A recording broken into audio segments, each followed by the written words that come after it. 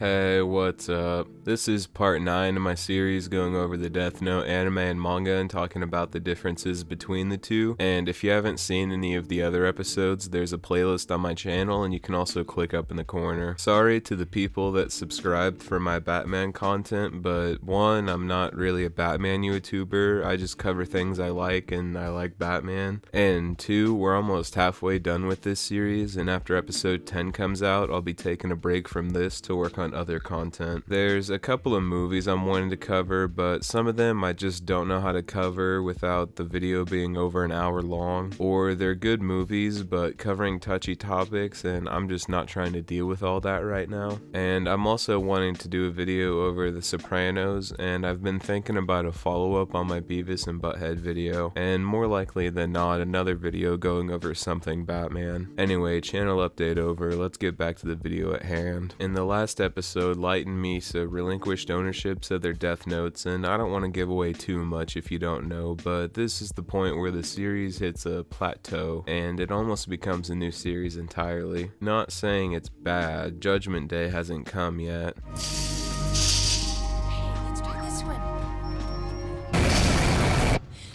Also, I'm writing this before I've read the manga for this episode, so I'm wondering how the normally darker toned manga is going to handle the shift in the series. Anyway, I've wasted enough time and I don't want this video to be too long, so let's go ahead and get right into it.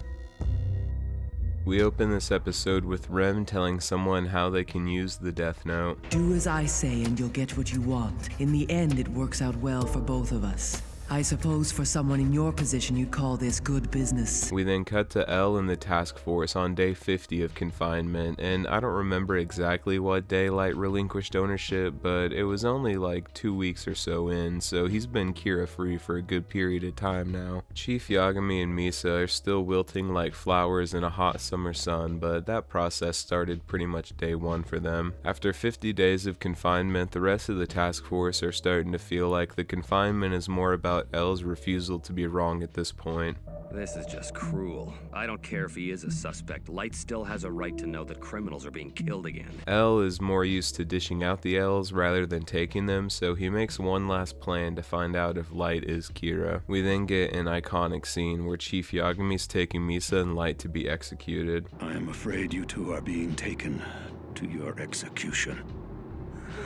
This scene single-handedly makes up for the honestly mid-confinement arc with the stone-cold delivery from Chief Yagami and Light begging with Misa. I don't understand. The killings have already stopped. No, they never stopped.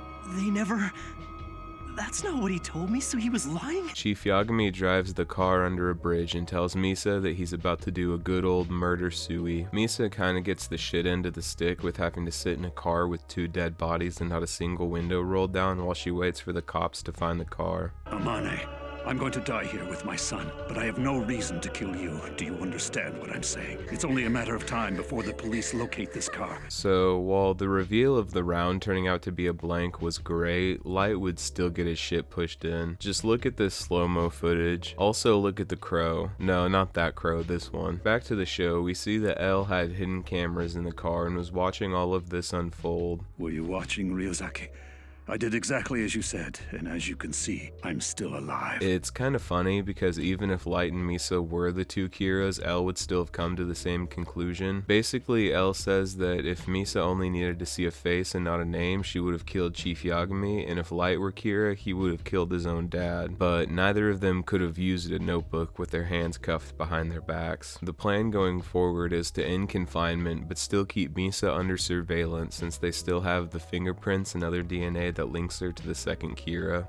If I were you, I'd Get out the car, bitch! Light gets a much better deal with getting to team up with Elle and being handcuffed to him. We also get a gay joke from Misa, and I think this officially marks the plateau. Looking at you, I never would have guessed. Are you on that side of the fence, Ryuzaki? Also, while Misa is annoying, her interacting with Elle is pretty entertaining. This scene feels like it's out of an average sitcom, and it's kind of off-putting if I'm being honest. So why would you kiss me if you didn't have feelings for me? You took advantage of me? Stupid, stupid, stupid, stupid, stupid, stupid, stupid, Also, like, as long as you read the series blurb on the back of the box, you could realistically start the series here. Like, they reintroduce all the main players in the game, and the pacing is faster, and there's more quips rather than inner monologues. Aizawa pretty much spells it out. Would you cut it out with all this and Misa talk already? This is the Kira investigation. Stop around! Pimp Light also comes out when L asks him if he's serious about Misa, and it's nice to see that even though Light isn't Kira right now, he still maintains his status. So, Light, are you serious about her? No way. Like I told you earlier, it's completely one-sided. He also wants Light to put the moves on Misa to try and get a confession out of her. We get a brief return to form when L thinks about Light's changing character. There's something wrong with this picture. It's as if he's a different person now. Is it possible that this is an act? As if the gay joke wasn't a metaphorical plateau, we get a very physical plateau with the fantastic 4-tower L pulls out of nowhere. Literally nowhere. Matsui asks L where he got the money, and L just dodges the question and moves on. Hold on a second. Where did you find the finances to build this thing?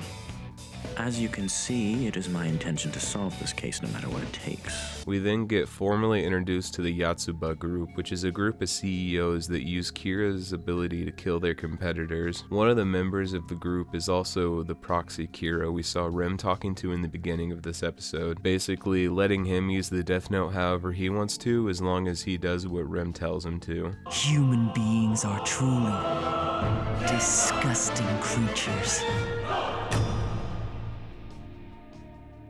We open this episode with Aizawa entering L's Fantastic Four tower and getting stuck in the metal detectors. We also learn that Aizawa has a shit home life, and if I've learned anything from violence in movies and sex on TV, Aizawa is either gonna die or leave the story. Sudden character development is a death sentence in shows, and if you don't believe me, watch the first couple of seasons of The Walking Dead. I miss my vibrator. Oh God.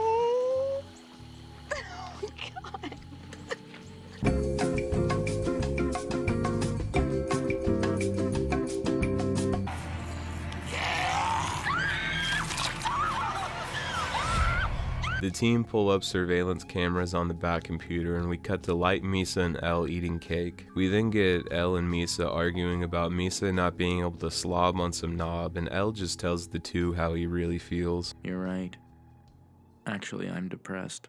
L basically recaps the previous episodes and comes to the conclusion that Kira's power must be able to pass through people, and he's basically back to square one now. Light then puts some pep in his step in the most literal sense possible, and we get something I didn't think I'd see in Death Note, and that's a fight scene.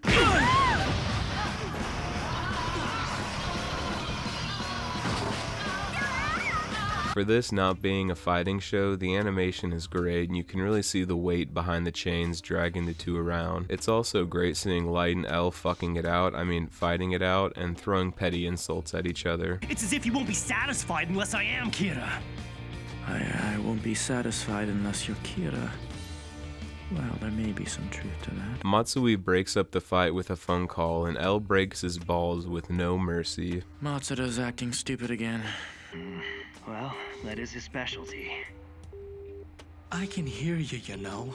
We then see Light and L working in the computer lab, and they're looking into the recent Kira killings. While the chess game between Light and L was kind of the main draw of the series, seeing them working together is pretty fun. Are you feeling a bit more motivated now? We then cut to the Yatsuba group, where the group is learning about the rules of the Death Note and how with Kira on their side, they'll be rich beyond belief. If someone was able to trace the deaths of these people back to us, then he'd have to be a god. It's not even a real laugh. We then see that the task force is already investigating them, and the Yatsuba group has offered bribes to a lot of people, including the police, meaning that Chief Yagami and Mogi are going to quit working with them. L recommends them to keep their job working with the police, since he wanted them on the case more for the police cooperation and less for the manpower of 4 people. Despite this, Chief Yagami is still wanting to work on the task force because he's just too involved at this point, and Matsui also wants to be on the force and Misa's manager. Besides, if I stayed on as a police officer, I'd feel like a total loser. Think before you open your mouth, Matsuda.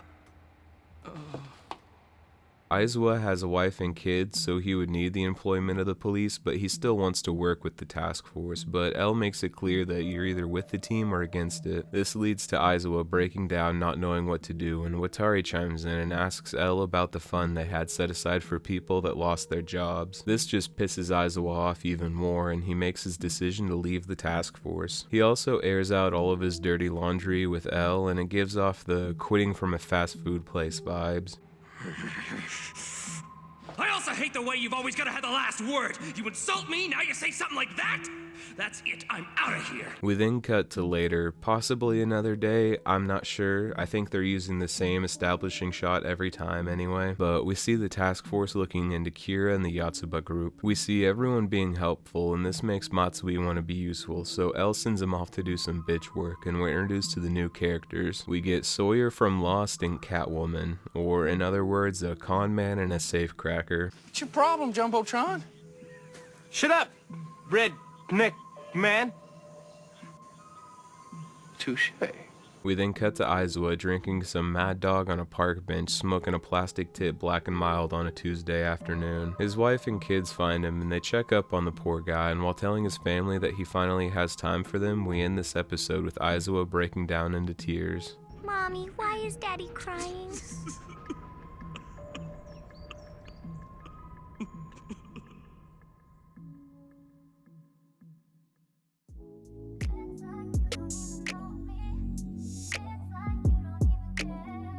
I'm not with that sweet. Perfectly fine sandwich. Let's put some Pop-Tarts in it for no goddamn reason. Fucking retarded. Or like, let's put But some, people be requesting that. let's put Kool-Aid. It's just the Instagram generation. They Let's be put like some doing that Kool-Aid. shit because it looks good, but it don't taste good. It doesn't look good though. I don't want Pop-Tarts on my.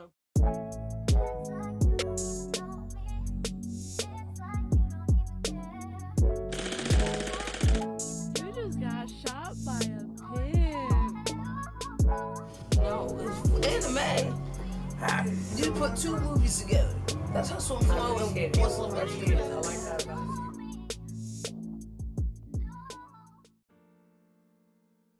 Getting into the manga, when the task force is telling L that he should end confinement, Aizawa brings up how if Light was Kira, he wouldn't have needed to kill the FBI agents if he could continue to kill under the confinement he's currently in. This not only gives the task force more reason to want to end the confinement, but it also plants the seed of Aizawa not liking L or his investigation process. While the scene where Chief Yagami is transporting Misa stays largely the same, when Misa starts to remember why she was kidnapped, she throws some shade, saying that an operation that clean couldn't have been done by mere detectives. And it's funny seeing Misa being snippy when she's usually ditzy. Also, I'm not sure if it's a cultural thing, a translation error, or just the fact that Misa really doesn't know his name, but she calls Chief Yagami father, and it threw me off the first time I saw it. While in the anime, L will be executed if the killings don't stop, in the manga, L would be taking his own life, which makes it seem like more of a personal on-taking of responsibility and not just insurance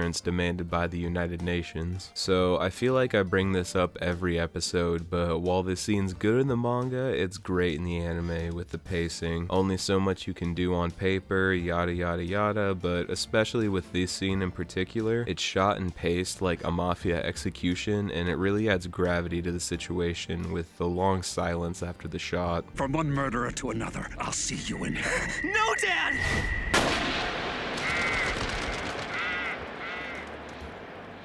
Although in the anime, Light and L teaming up is more of a, well, on to the next thing. In the manga, it's more like Light has finally earned the ability to work with the task force, and like most things the manga does differently, it adds texture to this scene. We open this next manga chapter with a splash of color, and while it's logistically impossible for a Shonen Jump manga to be full color, this page looks great, and it really makes me want to see a fan project or something going through and adding color to the entire series. Also, if any of you guys know where I can get this page as a poster, let me know down in the comments. While in the anime, Light and Misa's relationship post-relinquishing is more or less vanilla, in the manga we get more of the Light using Misa angle, and it's hard to put into words. If I were to try, I guess it would be something like this. In the anime, they kept some memories like knowing each other and being in a relationship, and this is the same in the manga, but in the anime, Light and Misa are just a couple and that's about it. But in the manga, with how Light tells her that she's she's the one that fell in love first, it seems like Light remembers more of his previous memories of the Death Note. And if this is the case, I wonder if it could be because Light probably used his notebook more than Misa, and also he had Misa's Death Note, and it could just work like radiation. Like, the more exposure you have, the more you can remember after relinquishing ownership. I don't know, and there's probably someone in the comments that does, so let me know and I'll pin the comment with the most conclusive answer at the top. I love exploring this series, but I don't know everything, and there have been things I've missed in the past. In the same vein, I'm writing this at 5 p.m. and I've been drinking vodka Red Bull since noon, so I might have just missed this in the anime. But when L is questioning Misa about her being at Aoyama, he brings up how she just saw Light and then knew his name, and it makes me wonder about the fine print of relinquishing ownership of the Death Note. Like, strong memories such as love and hate stay, cool, I'm fine with that. But we're talking about the gods of death here, and they couldn't even give Misa an alibi as to how she would know Light's name. I mean, there was the whole Misa buying Light's information off of the dark web, and they could have done something with that, but the conclusion being, I know because I know, feels unsatisfactory, especially when the manga usually goes into Asperger's levels of details over other things. When Misa's telling the task force that if Light was Kira, she would be even more in love with him, we get L's thoughts on Misa being the second Kira, and it's kind of a hidden in plain sight thing. Like, L's right, he's on point with his analysis, but Light and Misa technically aren't Kira anymore, so technically it doesn't matter anymore. Something like this happens in the anime, but the scene is such a sitcom, it's more of a passing observation rather than a point to be made. Also in the manga, we get the detail that Misa's room in the hotel is connected to Light's, and Misa also calls Matsui old, and like, come on Misa, Matsui is a hot piece of ass. I'm gonna look up how old he is right now, hold on.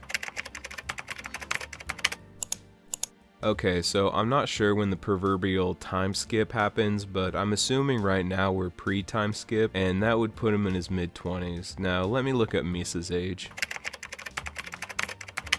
First off, I'm glad she's legal. Second off, you're just a couple years away from each other, like you should not be talking this bold right now, Misa. So in my heart of hearts, I know that this is most likely a fan translation thing, but in my headcanon, I'd like to think that this is what Aizawa said the whole time. While Light protests to using Misa to get a confession in both the anime and the manga, he has a bigger problem with it in the manga, which makes the remark L says after telling the team about the Fantastic Tower even funnier. Like, cold calculated L is great, don't get it twisted, but the L that makes bitchy remarks is almost infinitely more entertaining, and we're about to see a lot of that in these next few episodes. While the Yotsuba group is talking about Kira being among them, we get more red herring-esque responses, which better sets up the guessing game that's about to happen. While I didn't really touch on this in the anime part of the video, it's really interesting to see what would happen if the Death Note were to fall into different hands. I mean, Rem is still there guiding it all, but the proxy Kira still gets full access as long as he fulfills his part of the deal. And I'm not sure what they're trying to say with this, but I have a feeling that they're trying to say something. We also get more motivation of the Yotsuba group with them talking about the pros and cons of killing certain people, and it makes the side plot feel more established rather than tacked on. We also see that the Yotsuba group already knows about L before the task force even start investigating, which makes sense. Like, if they're using Kira to kill the competitors, they would have to know about L at this point.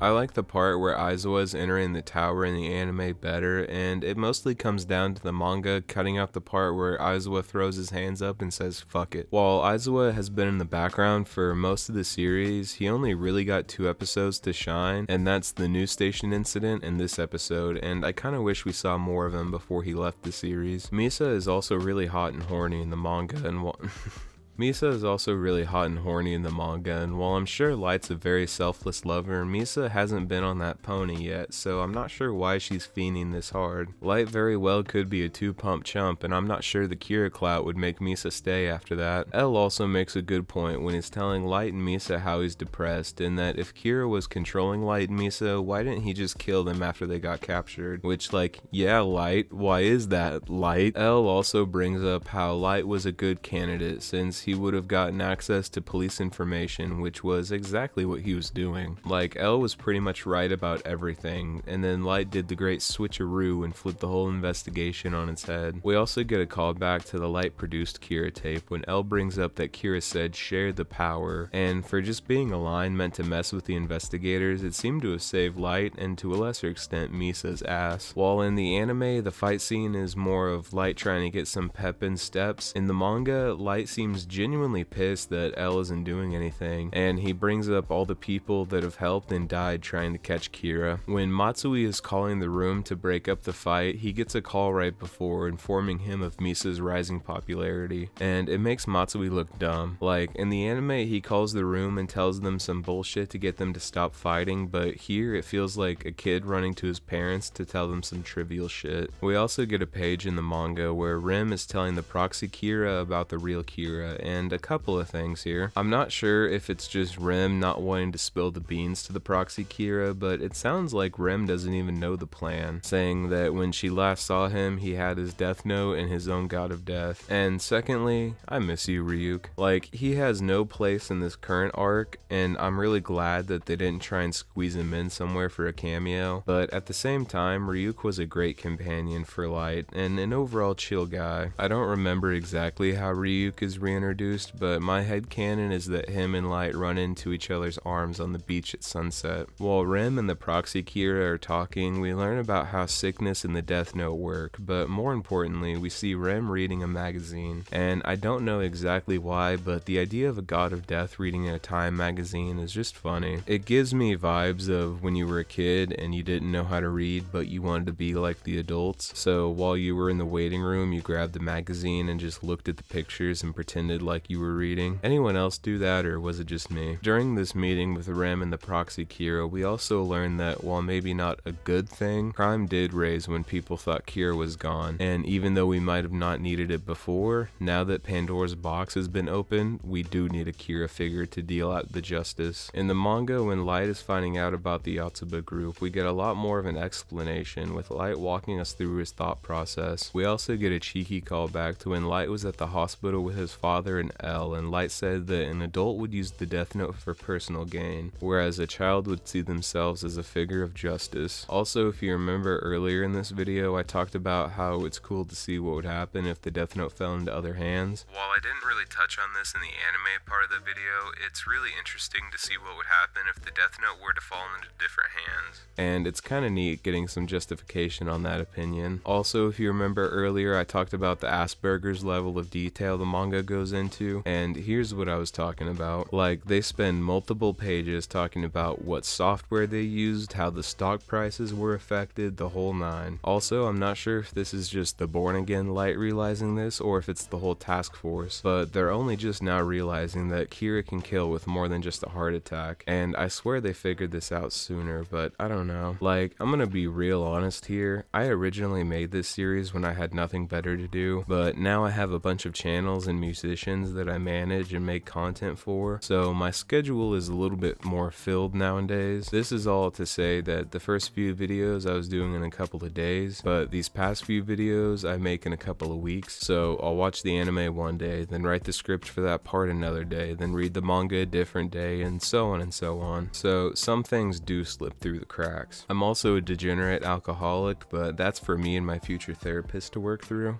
Every day is a gift. It's just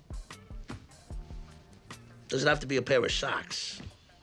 In the manga, we get to see the task force talking about the new killings, and L pretty much hits the nail on the head with his assessment, but that's not the important thing here. The important thing is that Matsui calls Kira cool and groovy, and like, what? I think what they're trying to do with this is add to the whole Matsui trying to be young and cool since he's Misa's manager and has nothing else going for him. In the manga, when L is talking about Watari, Light asks who that is, and we learn that Watari was one of the fake L's that Light talked to at one point, and it's kind of cool in the sense that in the anime, Watari is just kind of an old guy L knows, but with him being one of the fake L's, it's like he was in the field instead of just being behind a computer and getting L cakes. We also learn that Watari has connections in the finance circles, and it makes Watari feel like his own character rather than L's caretaker. When Chief Yagami is talking to the police, it takes place as it happens rather than a flashback, and it also goes into more detail. Like in the anime, it's just Chief Yagami telling the task force that Kira's bought the police, but in the manga we hear about the political motivation behind the decision. I'll get more into this in my closing thoughts, but in the manga, Kira is still a threat, and we can see this with how the police say he's the ultimate weapon of Japan, and it adds more gravitas to the situation. Like in the anime, it's just, hey, Kira has the police, what now? Whereas in the manga, it's treated like a national threat, and we can better understand why the police did what they did. Like, it's still the wrong thing to do, but when you realize that this is now bigger than your city and it's a worldwide phenomenon, realistically, you'll lose control over the situation and just have to go with the popular vote. Also, with this scene being an actual scene in the manga, not just a summary of events, we get to hear the terms and conditions that come with staying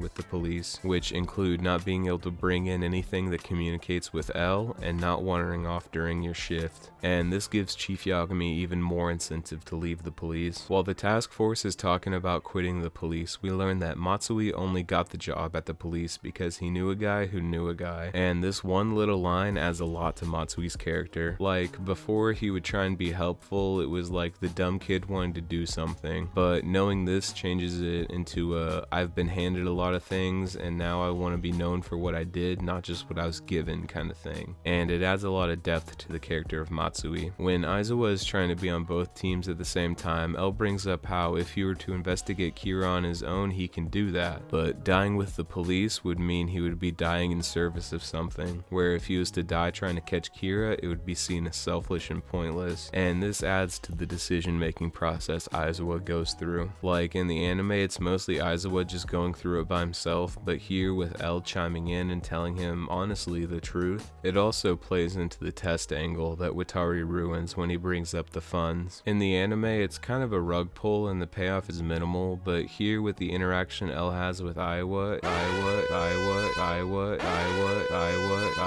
it's more like he's directly testing Aizawa rather than just observing his actions. Also, when Chief Yagami is talking about why he wants to stay on the force, he talks about how him and his son were confined for over 50 days, and all of his children are grown at this point, and this does a lot. Especially with him calling it his selfishness, we get character development for Chief Yagami, and we see how he values family, telling Aizawa that his kids are still kids and he needs to be there for them. Family, family, family, family, family, family.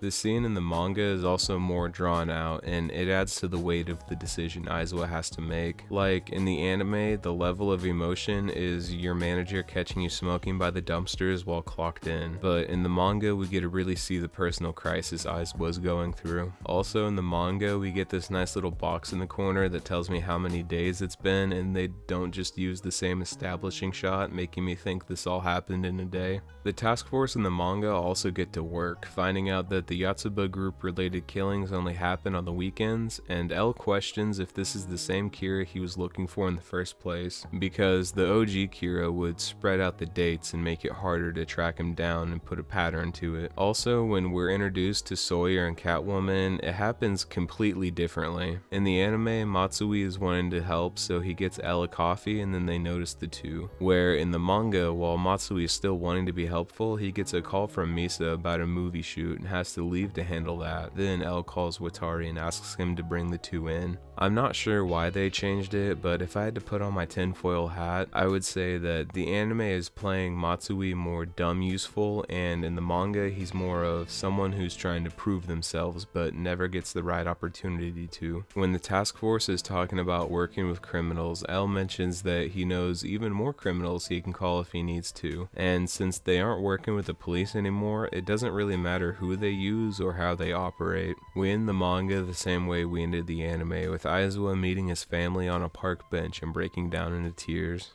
Boy, oh boy, is this already a long video. I'll try and keep these closing thoughts short, but I do have some things to say. Anime-wise, they really gave me whiplash with the tone switch and new plots. It honestly felt like a spin-off show, like the Joey show. There still were some good parts, it wasn't all bad, but the show definitely doesn't feel like the suspenseful cat and mouse game it used to be. Onto the manga, I liked how it handled these plot shifts. Like, it's still doing the same thing as the anime, more or less, but the languages they use and the added Yatsuba scenes still give it that crime mystery vibes. It kind of feels like the anime rushed into this new phase, while the manga took its time and made a smooth transition. Anyway, I don't want to have to be editing this video for a month, so I'm gonna get out of here. But I do want you to make sure you check out the podcast I co-host with Arnie King called Henny for Your Thoughts. We upload new episodes every 2 weeks. Also, check out the official Arnie channel. I got some music videos up there, and at the time of writing this, we just released the official music video for Drop the Addy by Arnie Fulivan. If you want to show your support and get behind the scenes updates, you should also follow me on Patreon. Until next time, later.